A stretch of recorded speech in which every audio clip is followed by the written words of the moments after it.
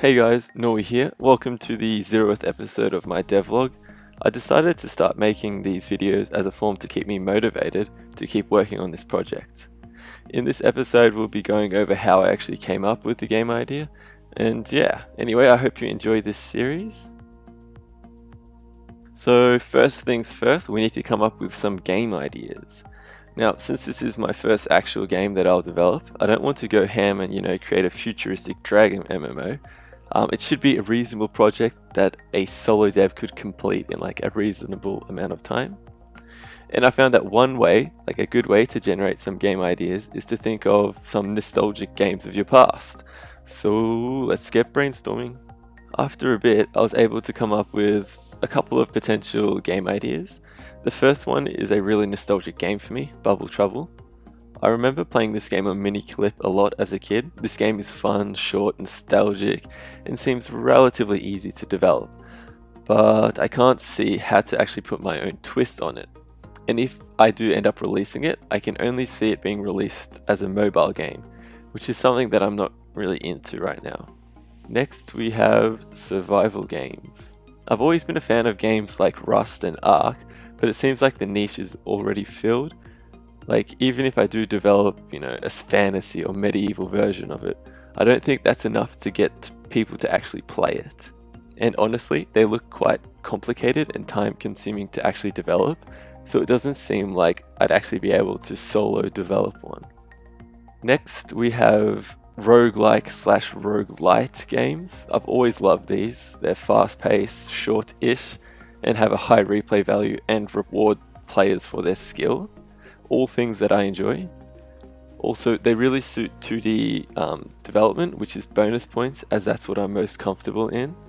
Even though the dungeons and levels themselves have to be procedurally generated, it doesn't seem like it's an unrealistic task for a solo dev to build a roguelike game, so I can consider this. And finally, we have a dedicated surf/bhop, which is bunny hop game. I used to always play this when I played Counter-Strike Source. It's such a nostalgic game mode and it's tons of fun. However, since this still exists in CSGO, is there any real benefit in developing a standalone game of it? Would people actually play it? Also, I feel that for surfing and b-hopping, movement is extremely important. So I'd need to somehow replicate how the Source engine handles physics, movement and all that jazz, which sounds like a very difficult task. So after considering what to make for a while, I think for our game it should be a roguelite/roguelite game. They seem to be the most realistic one that a solo dev can actually develop, and I find them really fun to play, which means I'd be motivated in actually making one. After I decided on what type of game I would make, I thought it would be good to write down some games that I liked in this genre. All the games that I have listed here have something that I like. I like Rogue Legacy's progression system after death. I like Enter the Gungeon's pace and graphics. I like Forage's simplistic graphics and camera and player movement. And finally on my list we have Made in Abyss, which isn't a game but an anime. I just really like the whole concept of this anime, cave raiders exploring the mysterious abyss. I know I could get a ton of ideas and inspiration from this anime. So overall I think I can get a ton of inspiration from these games to make my own a lot better. Now this is the main question, roguelike or roguelite? Right now I'm honestly not quite sure, and I don't really think it's that important to decide right now.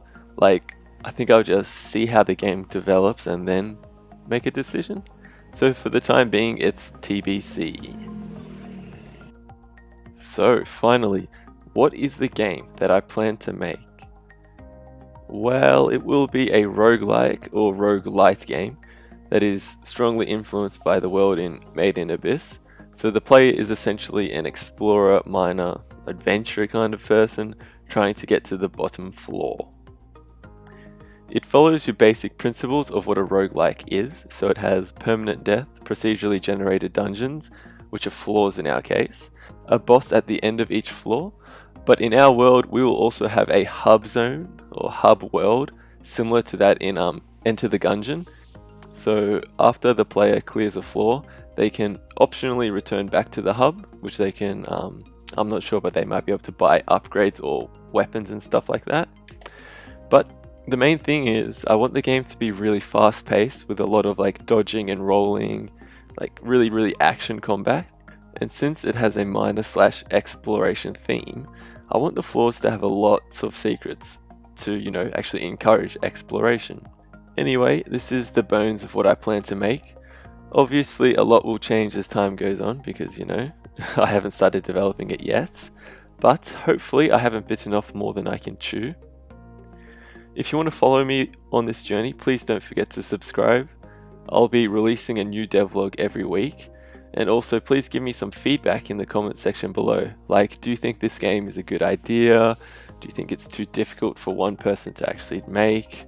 Blah blah blah. Anyway, thanks for watching. See ya!